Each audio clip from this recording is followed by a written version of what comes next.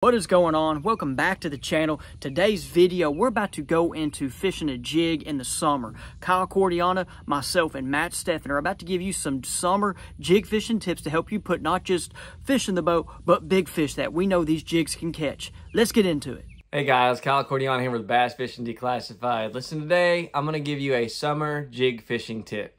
So during the spring and the winter leading up to summer, when I'm jig fishing, I'm throwing much lighter baits, your 1/4 ounce, your 3/8 ounce baits. And the reason for this is because fish are still slow, sluggish. You're seeing a lot more fish suspended higher in the water column. A lot of times that's why jerk baits play a big role during that time of year. So these lighter baits, you throw it in, they're small, they're finesse, they have a slow rate of fall, and that more naturally imitates what the fish are foraging on at the moment. But when you start hitting the summer months, get rid of the small, the 1/4s, the 3/8. In my opinion, you want to start stepping up your game to your 1/2 ounce, your 3/4 ounce, and even your big 1 ounce jig. So easy to remember, from 0 to 10 foot in the summer months, I'm trying to maximize my content with the bottom. There's a lot more activity on the bottom of the lake that time of year before the lake turns over, and you have really got to match all the crawfish and the bluegill. So you're looking for something natural colored like a green pumpkin or something bluegill colored. Peanut butter and jelly is one of my favorites, got some purples in it. Rustic craw is another great color to imitate crawfish. But I'm trying to make contact with the bottom and stay on the bottom as much as I can. So I'm going heavy on my jig. That's my summer tip for you guys. So if you're gonna fish 0 from 10 foot, 1/2 ounce is what I'm gonna recommend. Somewhere between 10 and 15 is kind of the transition area, but let's just say 10 to 20 foot, I'm going to go with a 3/4 ounce jig. I really want to feel this thing just boom, boom, boom, boom, and I'm dragging it horizontally. I'm sweeping my rod horizontally. I'm not doing a lot of hopping. I'm dragging this along the bottom. Bluegill are sitting on the bottom, feeding on bottom, and crustaceans. Crawfish are darting on the bottom. There's not a lot of up and down with that motion.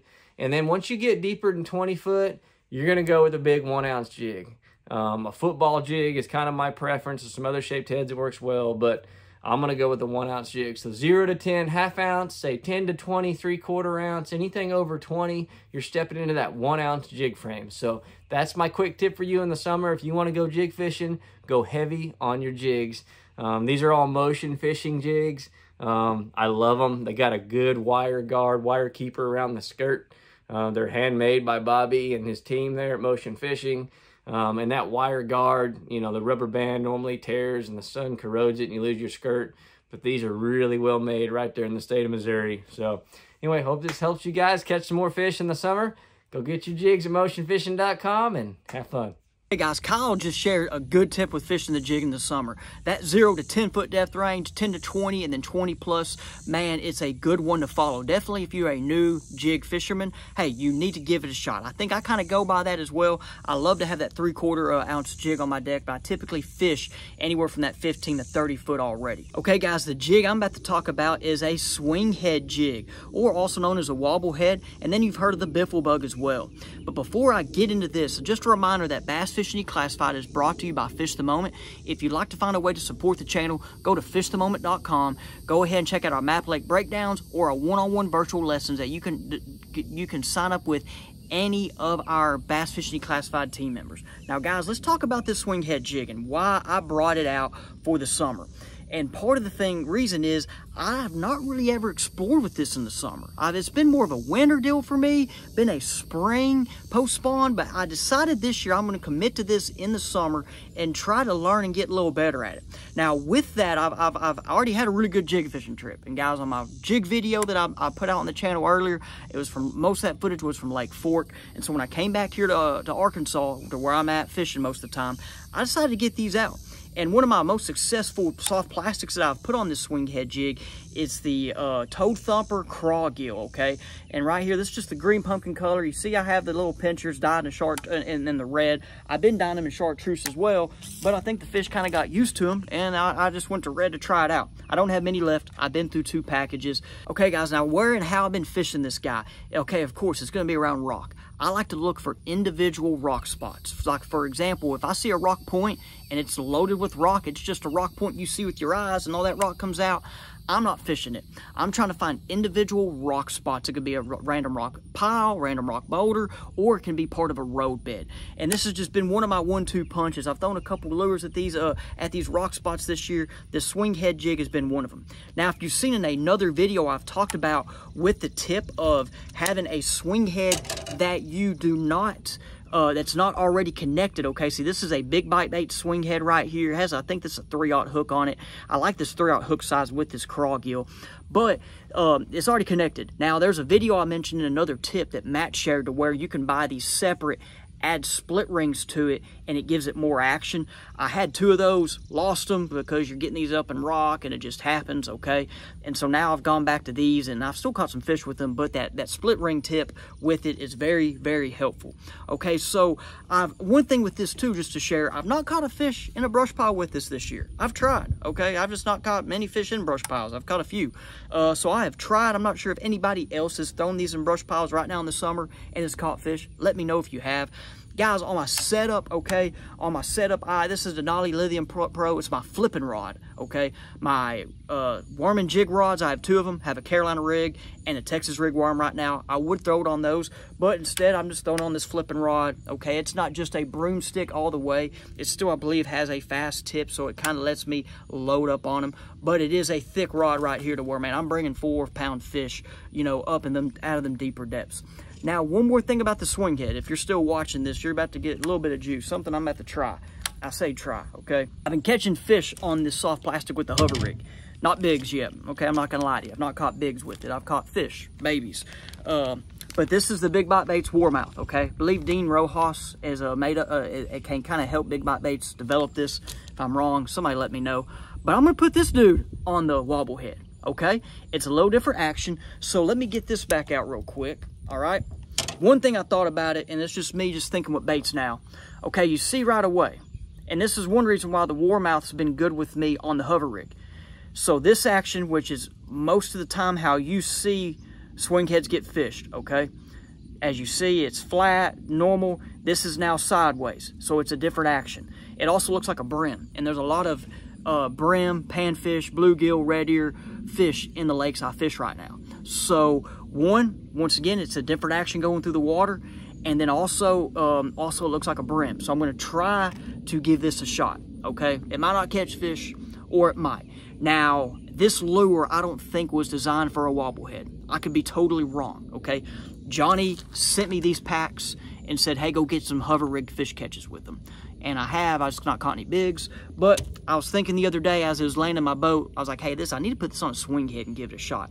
So I'm going to give this a shot. And if I catch any fish, you might hear about it, or it might be one of my things I keep secret, because I do have a couple things I've kind of kept quiet. I'm actually going to make a video, start working on a video on one of them this week. So come back to the channel, hopefully in the next couple weeks, to see what it is. Now, hey, let's get to Matt. He's about to talk about stroking a jig during the summer. Okay, guys, this is Matt's part of the video today, and he is supposed to talk to you about stroking a jig. Now, of course, I'm not Matt, and what happened is I did not send him this part in our content calendar when I sent him the email, and he's already filmed all of his videos. He has a busy month this month between tournaments and iCast, and he couldn't film his part, and it was all my fault. So instead, I'm about to talk to you about stroking a jig, and I'm going to share some of Matt's tips that he has mentioned in a video that he filmed last year on stroking a jig. I'm going to put that video in the description. Man, it's a great video. Matt shared a bunch of good tips, and I'm going to talk to you about those tips that Matt shared. Okay, so one thing that Matt shared I thought unique was, of course, you want to go heavy. He said he wants that fall to be a faster fall. And one thing about your, not just the jig size, right, 1/2 ounce, 3/4, or an ounce on the rate of your jig falling, but the trailer matters. You don't want a trailer that is too bulky and has just a lot going on. He mentioned more of, that pit ball style trailer that he uses from Berkeley. Probably that one I just mentioned, that craw gill would be a good one. You want something that just doesn't have a lot of appendages, doesn't want nothing that's bulky, so it can come down, fall, because you're trying to create a reaction strike with this jig on the fall. Now, if you're not familiar with stroking a jig, okay, I'm right now going to show you Matt as he has a chest cam and he goes through stroking it. So you throw your jig out, you let it go to the bottom, And then once it's there on the bottom, you have a little bit of slack line, and you're gonna rip that dude right off the bottom. And to me, when I heard of stroking a jig and actually tried it out a couple years ago, made me think of jigging a spoon. And guys, you're right now, if you're still, questioning, hey, where can I stroke a jig? Guys, you can stroke a jig anywhere. Now, I wouldn't do it if your jig's in the middle of a brush pile, okay? But like if you're fishing rock, you're fishing a flat, you're fishing stumps, grass. I know for me, I tried to start stroking a jig in grass before I knew it was a thing, and man, that was one way I always got a couple bites. And I mean, grass is underwater, submergent grass. For me, it was hydrilla.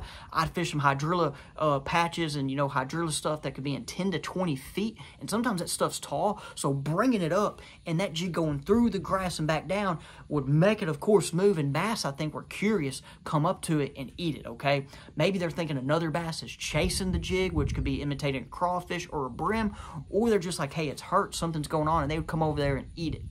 And so stroking the jig is just another great way to try to get bass to bite. Definitely if they're pressured fish, in my opinion. Going after those pressured bass. After seeing this on the calendar and seeing Matt's part, and then noticing I didn't send it to him in an email, because when we do this calendar, guys, we have a calendar we make out in advance. The guys sign up for their topics, and Matt signed up for it. He loves it. He's very familiar with it, and I just messed up, okay? Totally me.